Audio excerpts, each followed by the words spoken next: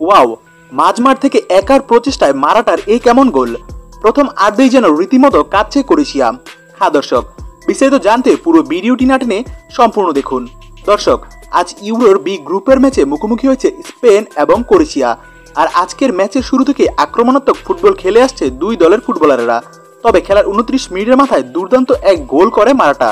কার্যত মাঝ মাঠ থেকে একটি পাস পান তিনি। এরপর একাই 3-4 জন প্লেয়ারকে কাটিয়ে ঢুকে যান ডি বক্সের ভেতরে। এরপর ক্রোয়েশিয়ার গোলরক্ষককে বোকা বানিয়ে বল জালে জড়ান। ঠিক তার 2 মিনিট পরে রুইজ আরও একটি গোল করলে মূলত 2-0 গোলে এগিয়ে যায় স্পেন।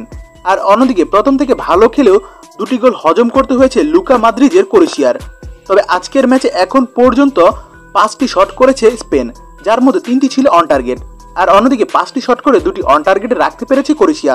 তবে বল পজিশনে কিন্তু স্পেনের চেয়ে কিঞ্চিত এগিয়ে আছে ক্রোয়েশিয়া। আজকের ম্যাচের 57% বল এখন পর্যন্ত নিজেদের দখলে রাখতে পেরেছে ক্রোয়েশিয়া। আর অন্যদিকে 43% বল আছে স্পেনের পায়ে।